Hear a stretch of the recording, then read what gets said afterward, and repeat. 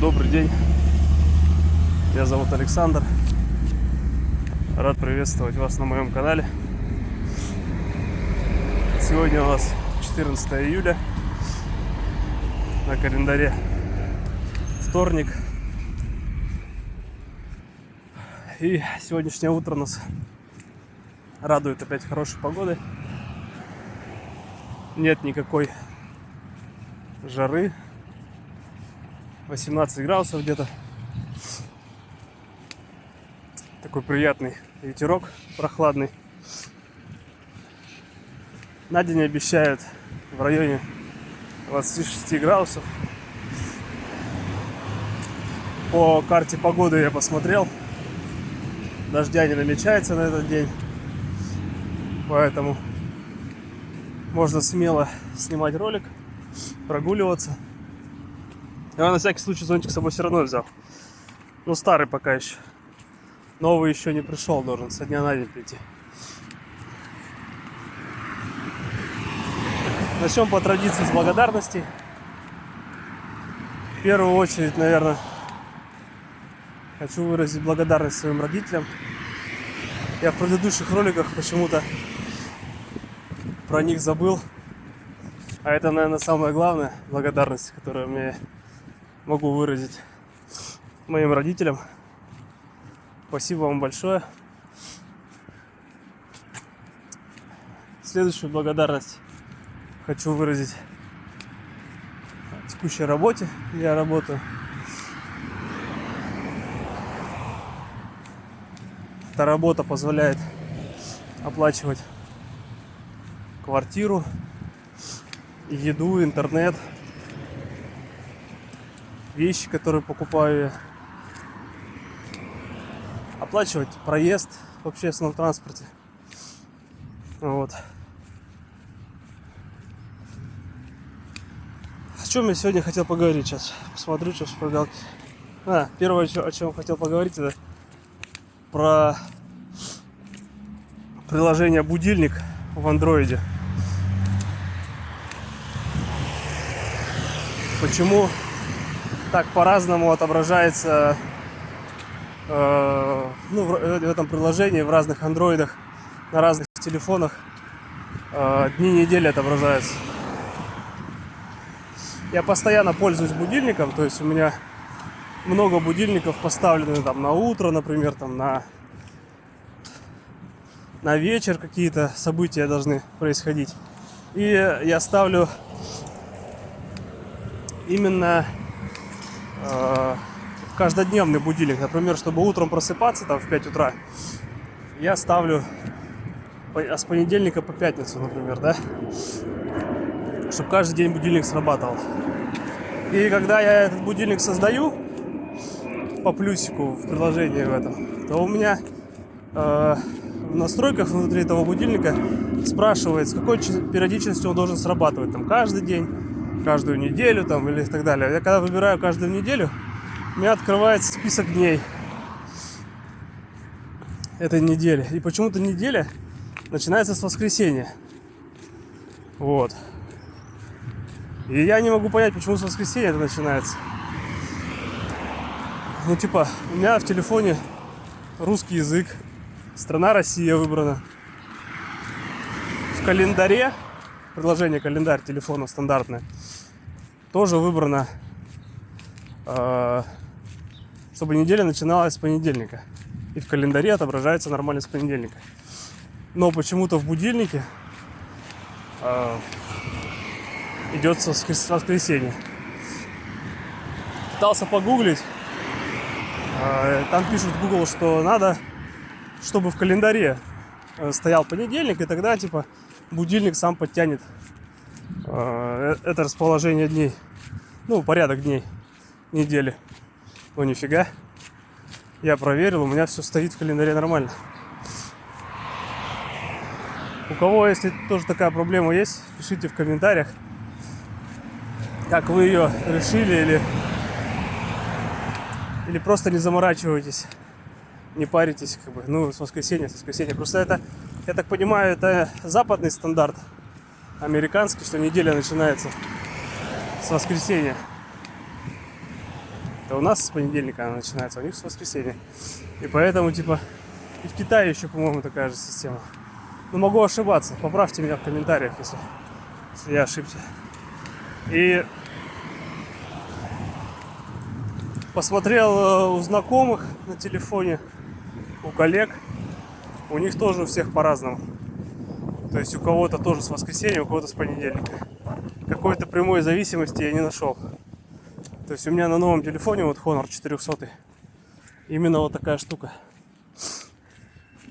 Не знаю, думаю, может быть, в поддержку написать Honor, может, они что подскажут. Потому что по прошлой проблеме, когда у меня, я не мог скриншоты делать. То есть я купил телефон, а через несколько недель у меня пропала функция. Не пропала функция, а перестала выполняться функция сделать скриншот. То есть я делаю скриншот, а мне система пишет, выдает, типа, скриншот не делается и выдает сообщение, что у вас мало места, мало памяти. Очистите память, и тогда, типа, можете делать скриншот. Но у меня там было в районе 450 гигов свободного, поэтому как бы... И я по этому поводу писал в поддержку. Вот, они мне там отписали официально на почту, прислали там что-то, инструкцию. Но в этот же буквально день, когда они прислали инструкцию, у меня все заработало. Каким образом оно само пофиксилось, не знаю. Хотя я и телефон перезагружал несколько раз. Не знаю, как это работает. Это не компьютерная технология, а какая-то магия. Вот. Ну, наверное, стоит еще раз написать в поддержку, спросить, почему так происходит. Может быть, из-за того, что у меня телефон куплен глобальный, или я не помню, или для российского только рынка у меня телефон. Короче, я же заказывал его через... А через что его? Или через ДНС, или... Вот это надо уточнить. Может быть, если у меня глобальная версия, может быть, поэтому календарь тянется. Не календарь, а будильник тянется с настройки глобальной версии. Короче, надо уточнять эту информацию. Напишу, наверное, в поддержку вечером. Или позвоню, у них же есть телефон даже. Самое, что прикольное, можно позвонить на горячую линию и там с человеком пообщаться, с живым. Не с роботами, как в Гугле там где-нибудь. Во всех этих крупных мегакорпорациях, которые позакрывали звонки. И оставили только чаты вот эти вот с искусственным интеллектом долбаным. Да, можно реально позвонить, пообщаться. Единственное, что они многое, конечно, не подскажут. Там просто сидят операторы, которые по скрипту отвечают. Но хотя бы они могут, типа, обращение быстро составить. А в этом обращении описать проблему быстро. То есть не надо там будет эти 300 пунктов меню проходить там. А если у вас 100, нажмите 1, а если то нажмите 2 там. Ну вот это все. Билиберду. Вот, так что надо заняться этим. Так, следующее, что хотел рассказать. Это чем эпопея с провайдерами закончилась. Ну, еще не закончилась, но уже как бы выходит на финальную часть. Получается такая ситуация, что все текущие провайдеры на моем доме, кроме Ростелекома, могут предоставить мне скорость только 100 мегабит. Так как оборудование на доме стоит локального провайдера, который при постройке дома, при сдаче дома первым зашел туда, ну, как интернет-провайдер. Соответственно, он там все поставил, все оборудование, остальные все у него арендуют порты в субаренде. Вот, соответственно, ни МТС, ни Билайн, ни остальные провайдеры ничего не могут с этим локальным провайдером сделать в плане модернизации оборудования, улучшения оборудования до оборудования с гигабитными портами. И, соответственно, никому это не надо. И модернизации никакой явно точно не будет, потому что там финансовые проблемы, насколько я понял, у компании. Никто этим заморачиваться не будет.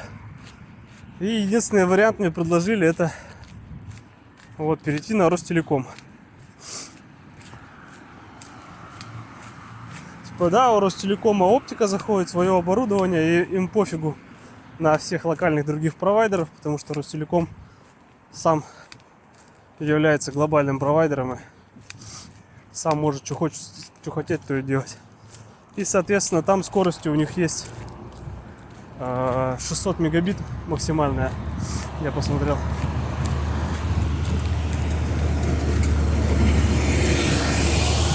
Но единственное, такой мини-минус в том, что они будут заводить оптический кабель, и нужен будет конвертер, который будет, нужен будет такая коробочка, роутер, мини-роутер, я не знаю, как это называется точно. Но на работе у меня на прошлый это медиаконвертер назывался. Как это в бытовых подключениях называется, не знаю сейчас. Ну, тоже какой-то конвертер, который оптический сигнал преобразует в патчкорд J45. И, соответственно, у меня такого нету. У меня роутер просто с гигабитными портами Kinetic. И, соответственно, оптику я никак в него не расключу. Это надо либо Kinetic покупать с оптическим входом, либо вот Ростелеком, заказывать у Ростелекома эту дополнительную коробочку. То есть они как бы и так ее предоставят, но они предоставят ее с Wi-Fi. А мне как бы зачем с Wi-Fi, если у меня уже есть роутер с Wi-Fi. Поэтому я вчера созвонился с ними и оставил заявку на подключение на 600 мегабит. Они проверили по моему адресу, сказали, да, без проблем подключим 600 мегабит. И начали мне там, хотели мне какой-то, тариф с сим-картой, там, со всем вот этим вот. То есть они по скрипту, там девочка по скрипту шла, она, давай мне втюхивать всякие вот эти вот тарифы, вот эти сборные там, что Ростелеком предлагает, как и все, там, сразу телевидение, плюс сим-карта, плюс там еще что-то. Вот, и вот такое предложение, типа, супер предложение. Но мне как бы телевидение нафиг не надо. И сим-карта, соответственно. Сим-карта у них, она типа написана, что Ростелеком, но под капотом это теледвушная. Просто сим-карта Теле2 будет. Я могу отдельно сим-карту Теле2 купить. Вот, зачем мне? И как бы я говорю, нет, мне не надо такое. Давайте, вот, я смотрю, у вас на сайте есть тариф 600 мегабит. Интернет без всего. Говорю, давайте вот это. Она сначала сопротивлялась немножко. Типа пыталась меня убедить, что выгоднее брать пакетом. Я говорю, не, пакета мне не надо. Давайте отдельно вот этот вот тариф. И затем я говорю, я на сайте посмотрел, там дополнительное оборудование, которое приобретается.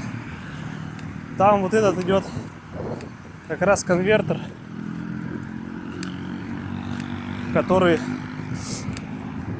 без Wi-Fi, который позволит просто, имеет обратные порты лановские гигабитные, которые позволят просто завести оптику в него, а обратно из него вывести RJ45 гигабитный провод, который я воткну в Kinetic, и, соответственно, уже настрою раздачу Ростелекомовского интернета.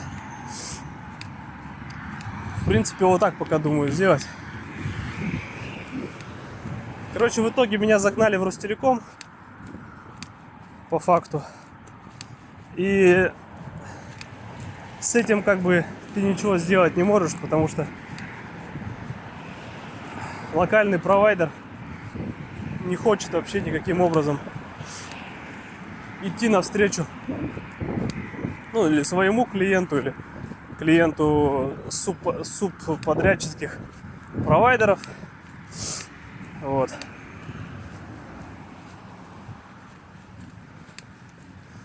Возможно, в будущем это изменится ситуация. То есть, когда локальный провайдер обанкротится, чего ему желаю скорейшего. И на его место придут уже крупные. Ну, на его место придет какой-нибудь Билайн или МТС. Крупные игроки, которые поставят нормальное оборудование уже с запасом по скорости. И поэтому, ну, потому что в городе миллионники подключать в 2026 году интернет по 100 мегабитным этому, это, конечно, это уже смех, конечно.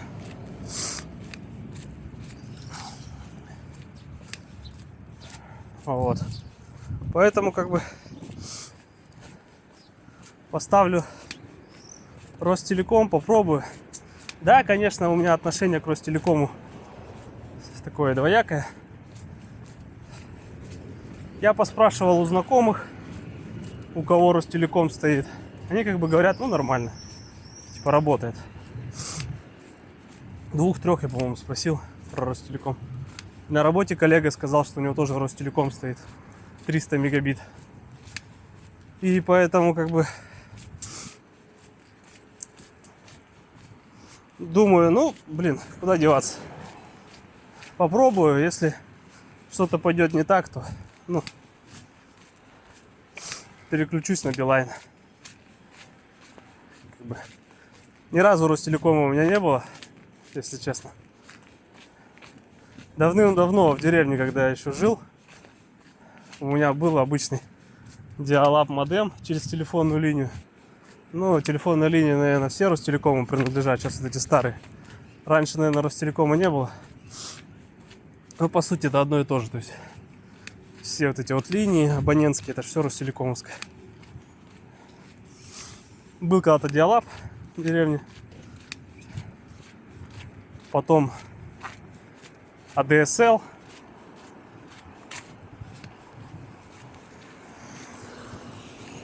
Чуть-чуть. Но не в деревне уже, а в городе. Поэтому буду пробовать дальше Ростелеком. И посмотрю, как оно будет вообще, в принципе.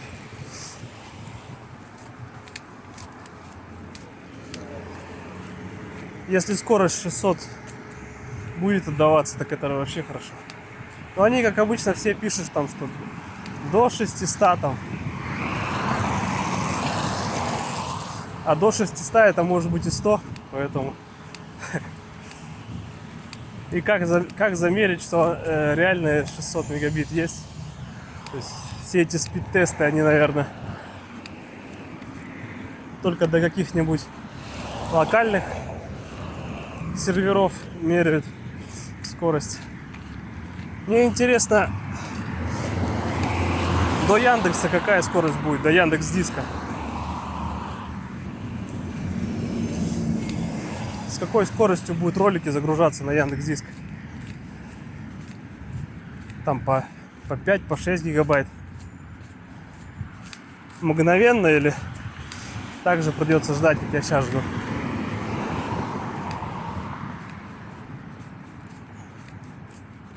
Сегодня должны позвонить. Вчера еще смс-ка пришла, что с номером заявки.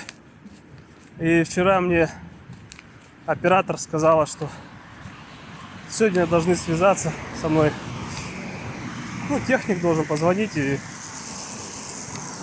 забить время, когда надо будет подключаться. Я хочу на субботу, потому что в будние дни на работе буду.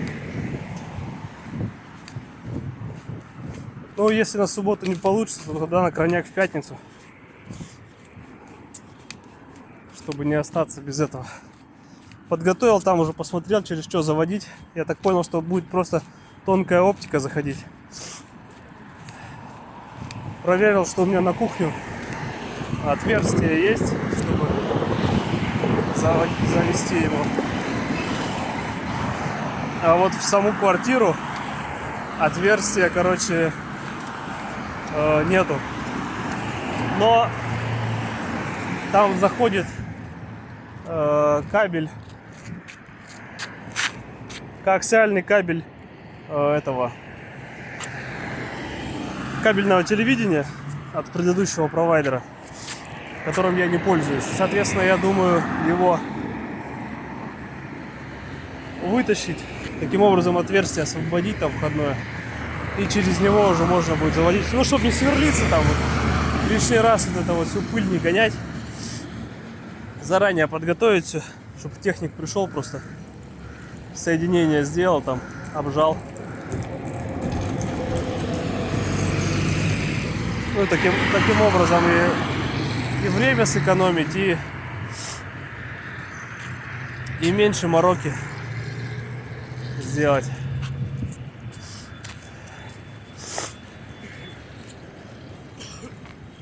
Как бы и ему хорошо это. Ну, еще и самого техника поспрашиваю, как там что по оборудованию.